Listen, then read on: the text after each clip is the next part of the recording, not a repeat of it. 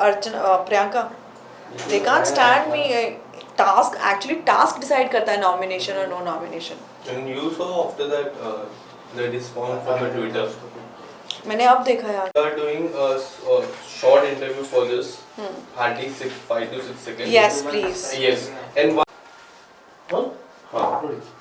सौंदर्य, पहले तो काफी कमाल की जर्नी आपकी रही है, जिस तरह से लोगों ने आपको प्यार किया है। लोग पहले भी आपको काफी अमेजिंग प्यार करते थे और उससे ज्यादा अब तो मैं जिस तरह ट्विटर की बात करूं, सोशल मीडिया में आपको काफी प्यार मिल रहा है। सबसे पहला मेरा सवाल रहेगा कि आपने ऐसी क्या कुछ तय करके गए थे कि उस घर में मेरे को ये जाके अचीव करना, और अचीव किया, और क्या आपने अचीव नहीं किया अब तक?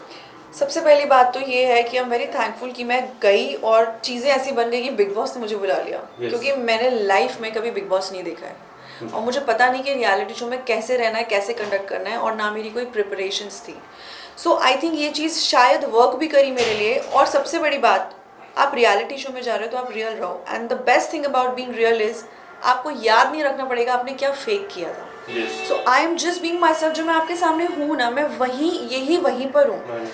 And I don't have to remember कि मैंने किससे दोस्ती में कैसे बिहेव करना है, किसके साथ कैसे रहना है। सो बहुत कुछ मैंने अचीव कर लिया है। सबसे बड़ी चीज़, मैंने आप लोगों का प्यार पा लिया है। और सच्चाई की वही मैंने आपको बोला कि सबसे बड़ी ताकत है कि आपको याद नहीं रखना है कि झूठ क्या बोला था। जो कि वहाँ बहुत लोग ऐसे हैं कि दे डोंट अबाइड, बट मुझे उसमें नहीं जाना है। और शायद उनकी उस चीज़ की वजह से मुझे और ये लगता था कि ऐसे कैसे कर सकते हैं, मुझे तो एटलीस्ट रहना, I don't have to lose myself. So प्यार बहुत मिला है, पेशेंस बहुत आ गई है। कान के पर्दे थोड़े फट गए, बट अभी इलाज चल रहा है मेरा। सौंदर्य, आपकी जर्नी की बात करें तो 2 पार्ट में डिवाइड हो जाती है। एक पार्ट जब गौतम उस घर में थे और दूसरा पार्ट जब गौतम उस घर में नहीं थे। हाँ। सबसे पहला पार्ट अगर मैं बात करूं तो लोगों का ये मानना था कि this was just for game, and उसके बाद जो जिस तरह पता चला, जिस तरह आप टास्क करते थे और जिस तरह that was not for game, तो वो 2 इक्वेशन के बारे में थोड़ा सा अगर आप डिटेल में, या फिर अब बाहर जब आते हो तो उस 2 पार्ट के बारे में किस तरह से डिस्कशन होता है? आपने इस बार गौतम को पूछा? नहीं, एनीवे मेरी उनसे बात नहीं हुई अभी तक, मुझे 2 दिन हो गए आए हुए। फोन नहीं आया उनका, तो अभी आपको पता लग गया होगा कि क्या गेम है और क्या नहीं है। एनीवे जो मेरा उनके साथ भी जो मेरा बॉन्ड था, it was very genuine and real. और मैंने हर जगह, I am not sharing away from talking about this, मेरा जिसके साथ भी बॉन्ड बना है बहुत ही जेन्युइन। चाहे वो प्रियंका अंकित के साथ रहा हो, चाहे वो 5 हफ्ते के लिए रहा, बट वो बहुत जेन्युइन था। तो झगड़ा उनसे भी हुआ ना, तो उस पर किसी ने सवाल नहीं उठाया। स्टैन के साथ भी था ना, उसके बाद वो मंडली में चले गए, उस पर किसी ने सवाल नहीं उठाया। तो वाई ओनली दिस? तो कहने का मतलब है कभी कभी सर्कमस्टांसेस, चीज़ें ऐसी बन जाती हैं कि आपके रिश्ते तो बनते हैं आपकी तरफ से जेन्युइन, अब सामने वाले का कितना क्या है उसमें, वो भी बहुत मैटर करता है ना। ताली एक हाथ से नहीं बजती है। हाँ, वो जो मेरी जर्नी थी, उनके जाने के बाद जो भी चीज़ें मुझे फील हुई, उसके भी बहुत कारण थे। Correct. And my point is कि 2 भाग में तो आपने डिवाइड किया, मेरे लिए तो सेम जर्नी है। और सबसे रिश्ते बनते हैं, बिगड़ते हैं, और वो घर ही ऐसा है। हालांकि रिश्तों की शुरुआत शायद अब उस घर से निकल के अब पता लगेगी कितने जेन्युइन थे, उनकी तरफ से, मेरी तरफ से, तो सबकी तरफ से, मेरे दोस्तों के लिए सच्चे थे। बट हाँ, मुझे लगता है हम लोग जाने दुश्मन नहीं है एक दूसरे के, और सब लोग अच्छे से मिलेंगे, बात करेंगे जब फिनाले पे मिलेंगे और हमारी बातें होंगी, सब गिले शिकवे हो जाएंगे, क्योंकि वो गेम का हिस्सा थे। सब लोग तो झगड़ा करते थे, बट बाहर आके कौन चीनी आटे रोटी पराठे पे झगड़ा करेगा, आप मुझे बताओ। क्या आपको लगता है कि जिस तरह आपका इविक्शन अनफेयर था, उसी तरह सेम वाइज अंकित का भी इविक्शन कई हद तक अनफेयर था? मेरे केस में तो बहुत अनफेयर था, और मेरा ये नहीं था कि मुझे जाना था।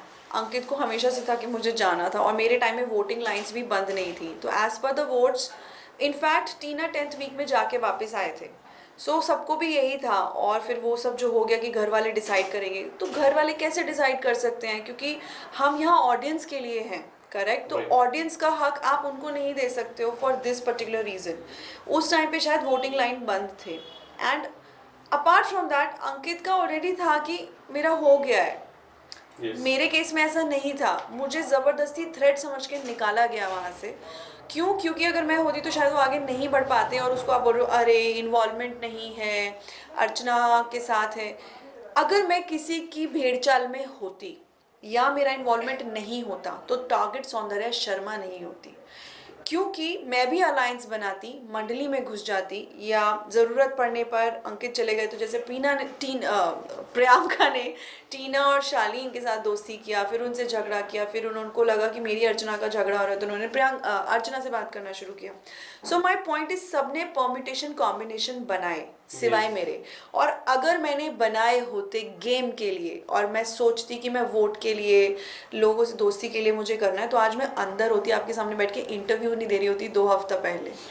सौंदर्य, क्या आपको लगता है कि इस सीजन में सबसे ज्यादा पेरेंट्स इन्वॉल्व हुए हैं? जिस तरह सुम्बुल की मैं बात करूं, सुम्बुल के पिताजी ने काफी कुछ कहा, प्रियंका के भाई ने काफी कुछ कहा, शिव ठाकरे की मम्मी ने काफी कुछ कहा, कि क्या लगता है कि इससे पहले ये सीजन के सबसे ज्यादा पेरेंट्स इन्वॉल्वमेंट थी और उसके वजह से घर में काफी सारी बातें बिगड़ी है? मेरे को लगता है पेरेंट्स के आने से बातें बिगड़ती नहीं है, बनती हैं, सबके पॉइंट ऑफ व्यू होते हैं।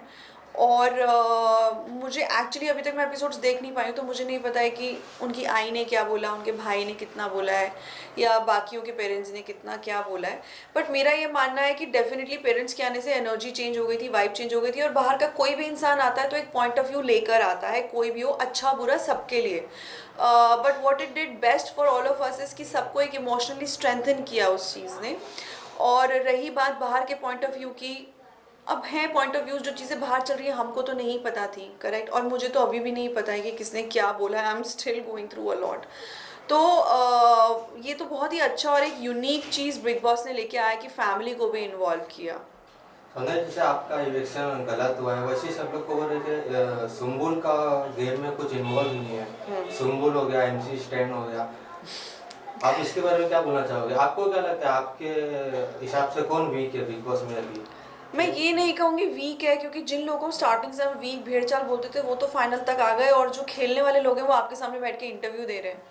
सो मेरे बोलने ना बोलने से नहीं होता, क्योंकि हमारा परसेप्शन अलग है। देन देयर सब सी ऑल्सो एक और बात है ना कि मैंने कभी कोई टीवी शो नहीं किया है, मैं फिल्म बैकग्राउंड से हूँ और वेब शोज मैं करती हूँ, तो मेरा फैन बेस बहुत अलग है। देन सुम्बुल का 2 साल से टीवी शो चल रहा है, उसने एक बहुत बड़ा फैन बेस बनाया, लोग उसे बहुत प्यार करते हैं, ठीक है।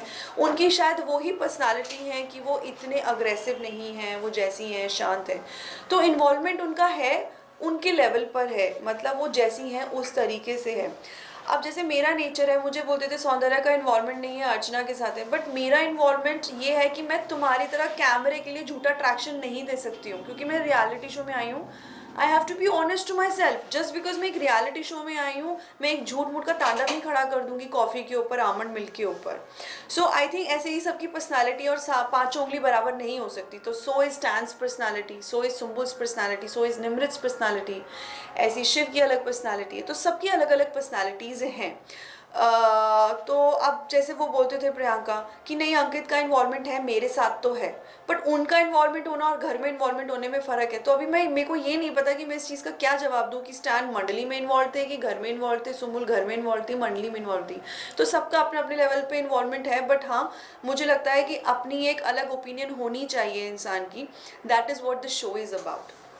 सौंदर्य, क्या आपको लगता है कि आप एक इंटरव्यू में भी इस बात का जिक्र किया था कि जिस तरह लोग साजिद खान से टच में आ रहे हैं, जिस तरह इन्वॉल्व हो रहे हैं, वो लोग कई हद तक बॉलीवुड की ब्रेक थ्रू के लिए वो सारी चीजें कर रही है जो आपको नहीं करना है? क्या आपको ये बात कितनी सच्चाई लगती है इस बारे में? करते होंगे लोग जिनको करना है, मुझे पता नहीं है, क्योंकि लाइक आई सेड मेरे कोई एजेंडाज रहे नहीं है। अगर मेरे हिडन मोटिव्स एजेंडाज होते थे तो शायद मैं इस चीज़ का जवाब दे पाती। तो बाहर क्या बातें हो रही थी मुझे नहीं पता। और by the way, just because किसी का किसी से एक बॉन्ड बन जाता है, मुझे नहीं लगता इस समय के लिए वो इंसान उनको सडनली मूवी ऑफर कर देगा। ऐसे तो पूरी इंडस्ट्री, सब सुपरस्टार होते हैं, सबके पास बहुत बहुत काम होता है, सबके बहुत बहुत कनेक्शंस हैं। तो ये बहुत गलत उन लोगों की धारणा थी या है, जिसने भी बोला है मुझे नहीं पता। तो ये तो कभी भी हो सकता है, वो बाहर आके पता लगता है, और किस्मत से ज़्यादा किसी को नहीं मिलता है। सो ये I don't believe in all this. सौंदर्य, एक आखिरी सवाल मेरा, 2 आखिरी सवाल। पहले तो आपके हिसाब से टॉप 3 कौन होगी और डिजर्विंग विनर अब कौन होता है आपके अलावा? क्योंकि आप डिजर्विंग विनर, आपके अलावा अब क्या लगता है टॉप 3 और डिजर्विंग विनर कौन होगा?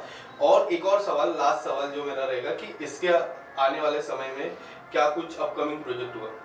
ओके तो पहला डिजर्विंग के लिए मैं बोलूँगी मेरे अलावा कि देखिए अभी मेरे हिसाब से जिन सब लोगों ने 105 दिन निकाले हैं वो विनर्स हैं, apart from the negative elements I am talking about, क्योंकि अपने आप में रहना ये एक विनिंग क्वालिटी है, इतने दिन वहाँ रह जाना। सो बट मैं डेफिनेटली चाहूँगी कि मेरी दोस्त है अर्चना, वो जैसी भी है, जिसको जैसी भी लगती है, बट मुझे पता है कि सच्ची है और उसके कोई बहुत ऐसे मुखौटे नहीं हैं। तो और डिजर्विंग की अगर वो बात करते हैं तो मैं डेफिनेटली लोगों का नाम नहीं लूँगी, क्योंकि इनको लगता था कि इन्वॉल्वमेंट नहीं है, टास्क बहुत अच्छा लग करती है। तो सबसे बड़ी बात तो ये है कि वही उनके अंदर लीडरशिप क्वालिटीज़ नहीं है, and somewhere if you feel complex, so Nimrit why not. So at least जो रियल लोग हैं closest to the reality who being themselves, वो तो होने ही चाहिए। एक सेकंड ना,